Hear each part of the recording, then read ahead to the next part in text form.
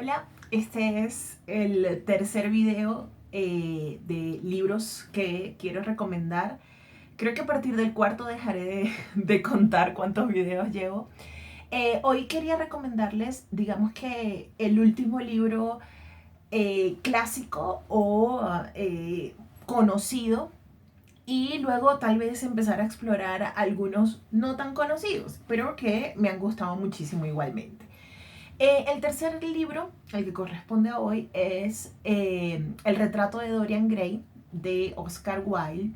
Y sí, yo sé, también es un libro muy conocido, mucha gente lo leyó hace tiempo, mucha gente sabe más o menos de qué se trata, o por lo menos lo intuyen, pero creo que por eso no voy a ahondar mucho en el argumento del libro, ni en, no sé, ni siquiera en la biografía de Oscar Wilde, sino más bien en dar algunas claves de lectura para poder, digamos, ahondar en lo profundo que es este libro.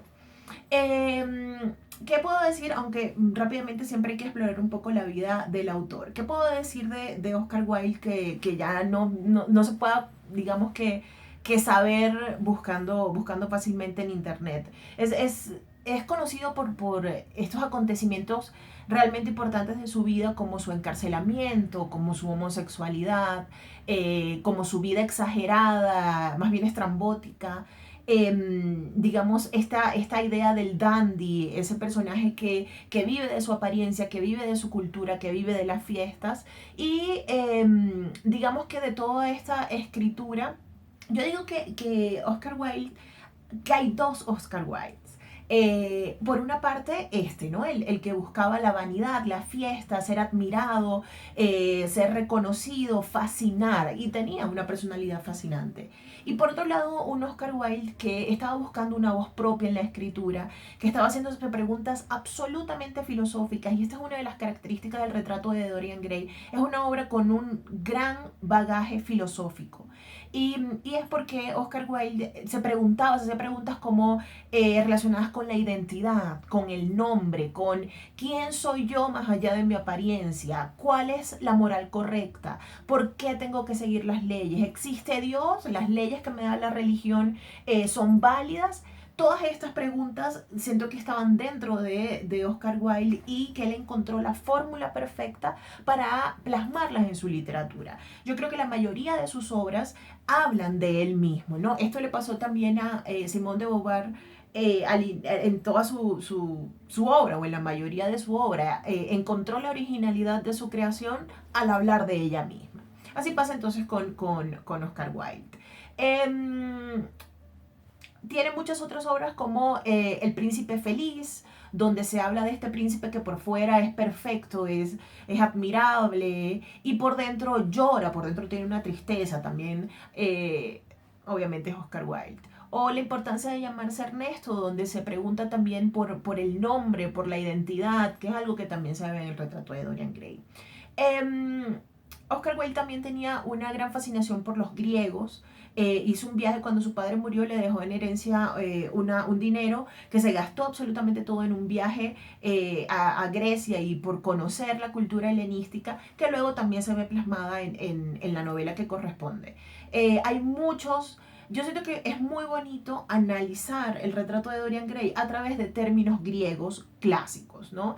La tragedia, el amor fatídico, Eros, Tánatos, la ibris como la desmesura, la moira, el destino, la anagnórisis, que es cuando el personaje se da cuenta de su verdadera identidad. Yo siento que tomando todos estos conceptos que ahora simplemente nombro, pero que obviamente pueden estudiarse a profundidad, se puede entender mejor la obra que la obra en general de Oscar Wilde. Eh, Estamos hablando o nuevamente, todavía estamos dentro de la época victoriana, pero estamos en un quiebre. Oscar Wilde está entre el romanticismo y la época victoriana. En el sentido en el que él está frente a una moral tradicional, frente a una sociedad muy, ¿cómo decirlo?, muy puritana, y por un lado él todavía tiene esa alma romántica, rebelde, transgresora, propia del romanticismo. Entonces, estas dos cosas, este enfrentamiento del que quiere romper con el status quo, es lo que representa también la obra de Oscar Wilde y su vida misma, como decía. La obra fue publicada en 1891 y este es un dato muy importante porque estamos a finales de siglo.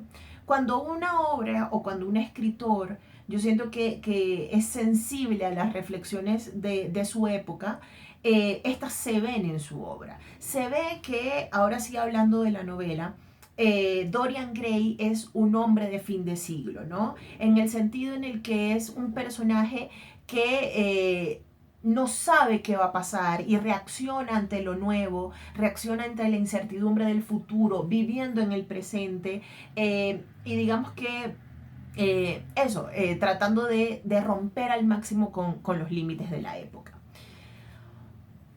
Para mis estudiantes, si esta es otra obra que leen los estudiantes, esta obra tiene mucha fama, mucha popularidad. Les gusta. Ahí sí no tengo que hacer ni el menor esfuerzo por tratar de que les guste o de seleccionar pasajes para que no lean todo y se aburran, o no sé, o ponerle mucho énfasis a ciertas relaciones con películas, etcétera, porque es una obra que se vende fácilmente, y sobre todo en la juventud. El retrato de Dorian Gray habla de este joven Dorian que es absolutamente joven, absolutamente ingenuo y que no es consciente de que físicamente representa el ideal de la época. Es decir, es muy bello, es muy guapo. Y le están haciendo un retrato. Basil, el pintor, le está haciendo un retrato. Y con este retrato, casi que de manera de espejo, él empieza a tomar conciencia del poder que tiene la belleza física. Y no lo hace solo, lo hace a través de un personaje absolutamente encantador que es Lord Henry, que viene a ser como el personaje que lo va a llevar a que entienda que el gran tesoro que tiene el ser humano es su juventud. Y con su juventud me refiero a su belleza, su fuerza, su ánimo, su ímpetu. Y me parece muy interesante, si nos ponemos a ver, ese sigue siendo el ideal de nuestra sociedad. Hay muchos, claro que hay arquetipos, claro que hay ideales, pero el principal ideal de nuestra sociedad es ese, el ideal de la juventud, de la belleza. Es muy difícil y se tiene que lograr con mucho trabajo construir el ideal de, por ejemplo, de la sabiduría, no sé, de la amplitud espiritual, o mezclar el de la belleza con otros, ¿no? Entonces, en esta novela vamos a ver esto.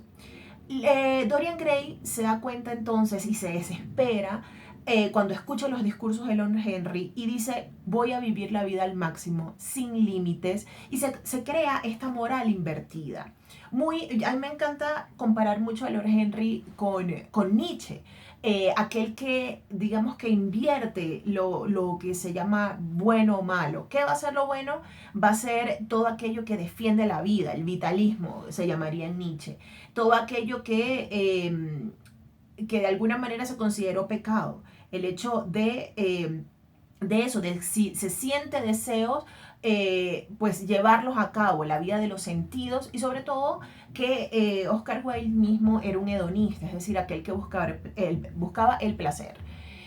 Asimismo va a ser Dorian Gray, un personaje que va por la vida disfrutando. Pero la pregunta es, ¿qué pasa cuando se vive así? ¿Qué pasa cuando no hay límites y la única regla es el placer? Pues obviamente se cae en toda especie de, digamos, comportamientos indebidos, ¿no? Y empieza a ver la contradicción con que el ser humano sí necesita reglas y sí necesita de la sociedad, le guste o no, ¿no? De la admiración de la sociedad. ¿Qué puedo decir? Esta obra también comienza con un prefacio muy interesante que es sobre la belleza, ¿no? ¿Qué es la obra de arte? Yo siento que esa es otra de las grandes interrogantes de Oscar Wilde. La obra de arte, primero él dice que él se desarrolla lo que se llama la filosofía estética. Toda la novela está cargada de una belleza increíble, desde la descripción de los paisajes hasta la descripción física de los personajes. Y creo que este es un valor agregado. El personaje de Lord Henry podríamos decir que es el malvado pero yo creo que es un personaje que va mucho más allá, es un personaje que cuestiona la moral, que de verdad cala muy profundamente, como lo hizo Nietzsche, como las figuras transgresoras y rebeldes lo hacen aún. El personaje femenino también, hay muchos temas y muchas problemáticas, por ejemplo, la ingenuidad en el amor, qué pasa cuando uno se enamora de alguien y no lo conoce bien, ese alguien puede dañar, ¿no? El tema del amor trágico, creo que ya lo había dicho, es una obra que de verdad se disfruta de principio a fin, ¿no? Y que le da a uno muchos cuestionamientos. El tema de lo efímero, por ejemplo. ¿Por qué como la juventud, la belleza y todo este tipo de cosas que ya dije dura poco, se le tiene que dar más valor y más peso que muchas otras cosas? La apariencia y la gran pregunta de qué es el ser humano más allá de cómo se ve, ¿no?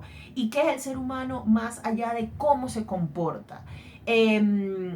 Como digo, Dorian Gray va a entrar en un mundo de perversión y de vicios que es muy interesante recorrer, que es muy interesante ver, porque otra de las preguntas importantes es, ¿qué pasa cuando el ser humano ya lo ha probado todo? Ya ha experimentado los placeres hasta hartarse.